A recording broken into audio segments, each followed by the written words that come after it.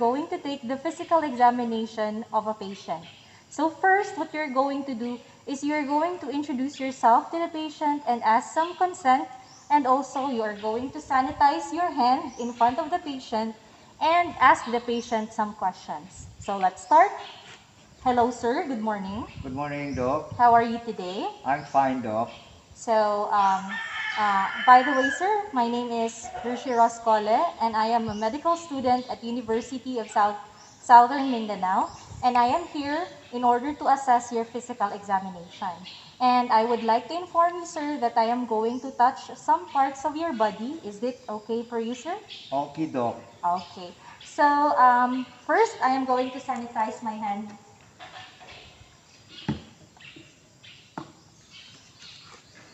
And after sanitizing my hand, I am going to ask questions to the patient.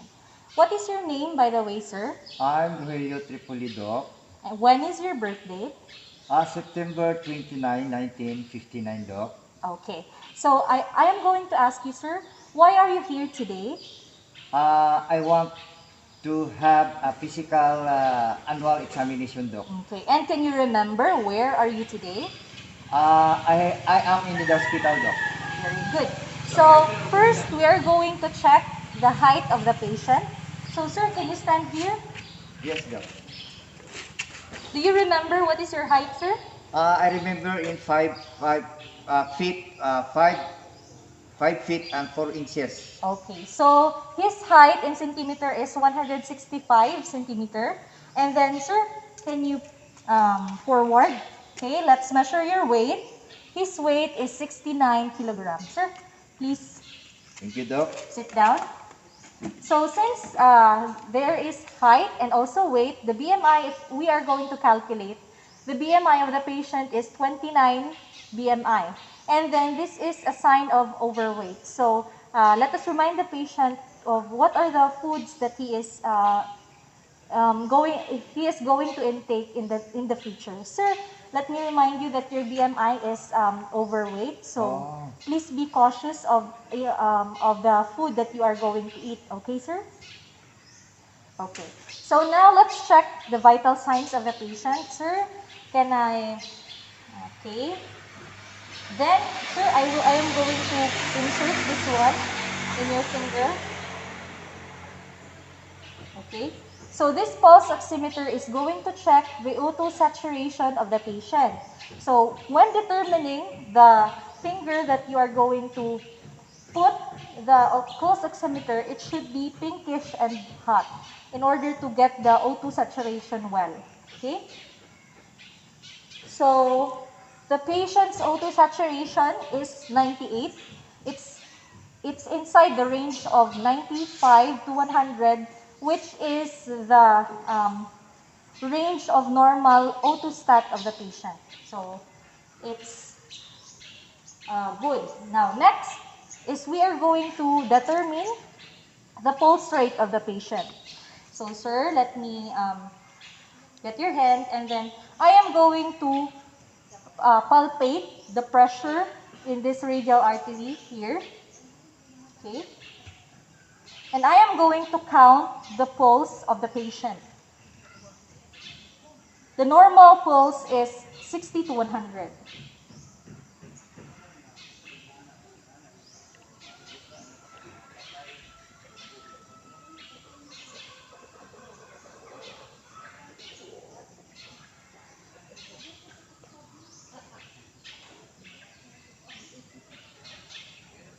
So the pulse of the patient is 30 beats per 30 seconds. And if you are going to multiply it by 2, so this will be 60 beats per minute, and it's normal because the range is from 60 to 100 beats per minute. Next is, after that, you are not going to remove your index finger and middle finger here because you are going to check the patient in his respiratory rate. And when checking respiratory rate, you are not going to inform the patient because the patient might alter his breathing. So one exhalation and one inhalation is equivalent to one breathing. So you just observe the patient.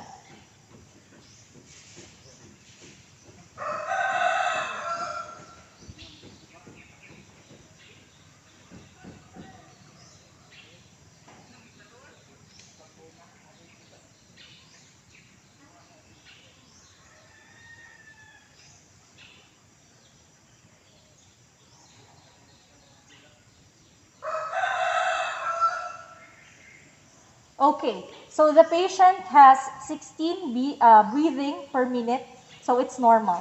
Next, we are going to check the temperature of the patient. Sir, let's put this in the axilla of the patient. And we're just going to wait.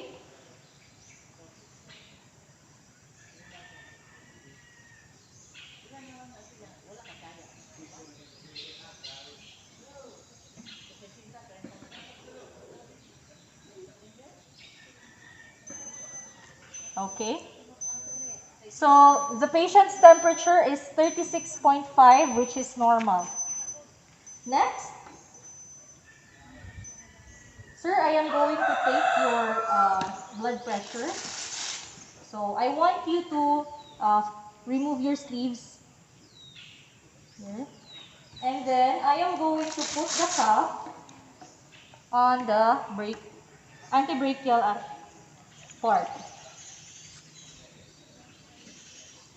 So you have to make sure that it's not too tight and there should not have a larger space on the BP cuff. And after that, you are not measuring it directly. So you are going to estimate first the systole of the patient. So get your stethoscope and then put it on the brachial artery here. And then what you're going to do is you have to inflate the balloon.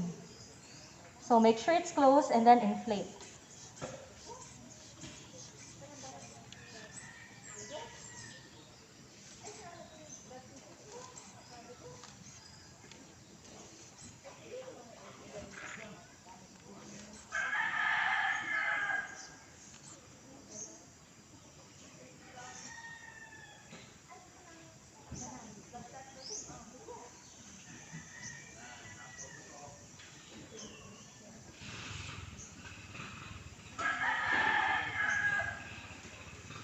So the systole of the patient is 150.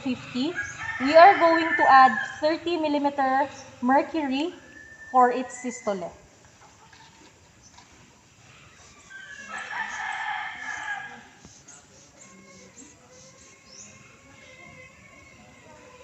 Oh, I am going to close it first.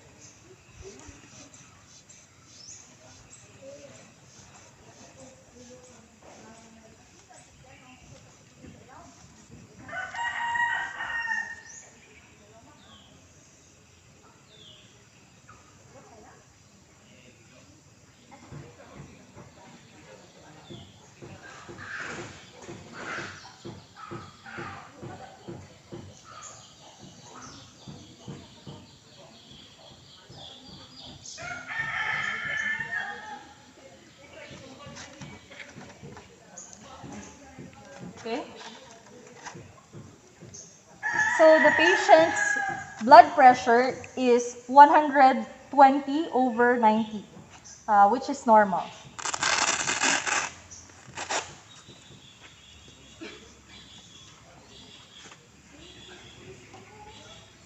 After checking the vital signs, you have to check the patient from head to toe. So first, let's start with the head. Sir, I am going to inspect your head and I am going to palpate your head, sir. Is it okay? Okay, okay, Doc. So you just touch it lightly.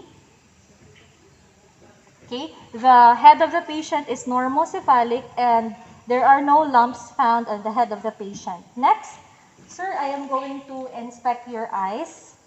By the way, sir, you are wearing your eyeglasses. Is it for correctional or for reading? That is both for correctional or reading. Okay, sir. When did you have your eye checkup, sir?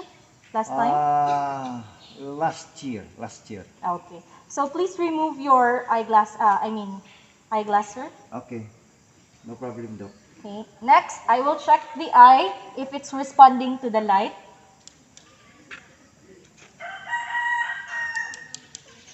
Okay, it's responding to the light. Next, sir, I have this pen light within me, and then I want you to follow the direction of the pen light without moving your shoulders and your neck. Is it okay? Okay, Doc. Okay.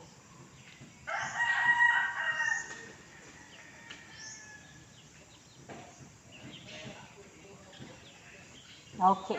So the patient can follow the direction of the pen light. Next, I am going to check your ears.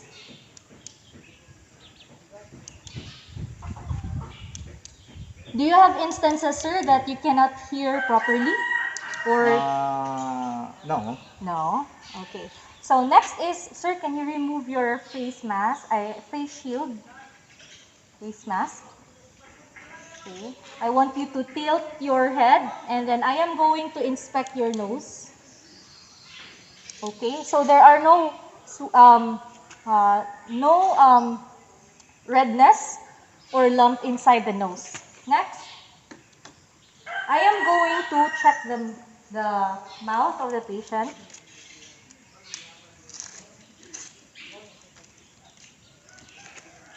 Okay. Say, sir. Okay, the uvula are intact. There are no redness. And there are no lesions inside the mouth of the patient. Next is, sir, I am going to inspect your skin, sir. So, how about this one? Okay. The skin color is uniform. And the next is, I am going to auscultate, check the heart of the patient. So, it's good that you know the anatomy of the patient because you are going to hear the heart sound on the fifth costal cartilage. So, this is the sternum, this is the clavicle, and this is the fifth costal cartilage.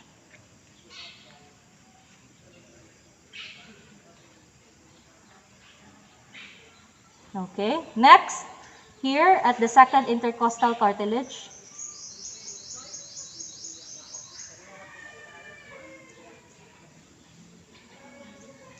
Okay, I can hear the heart of the patient well. Next, check the abdomen, the lungs of the patient. Sir, I want you to inhale and exhale deeply.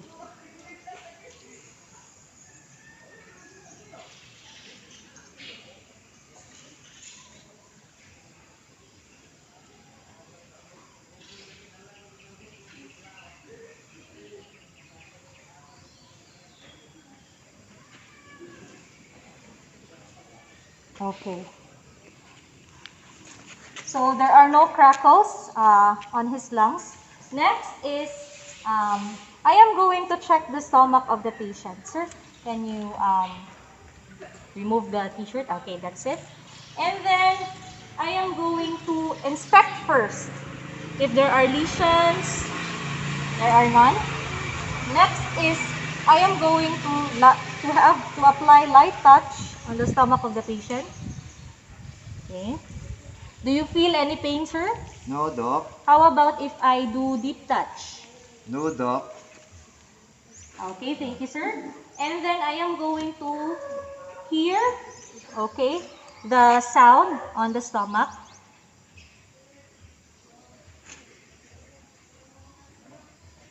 Okay.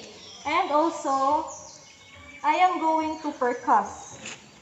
Sir, one more time, sir.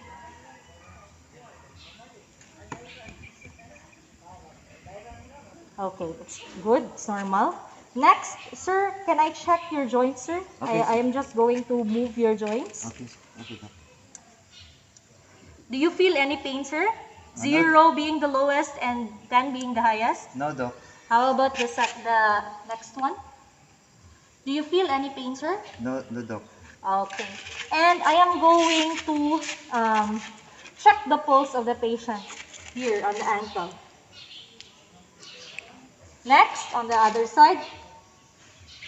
Okay. So after getting the vital signs, you have to record it, and you have to record also your observations from the head to toe. And after that, you are going to ask the patient if he or she have any questions. Sir, do you have any questions regarding about the physical examination? No, Doc. Okay, thank you, sir, for your presence today. Thank you also, Doc, for examining me. This Okay. is my annual examination. Thank you very much, sir. And I am just going to forward this to the doctor and then have your results being checked. Okay? Okay, Doc. Thank you, Doc. Thank you, sir. Thank you very much, Doc. Okay.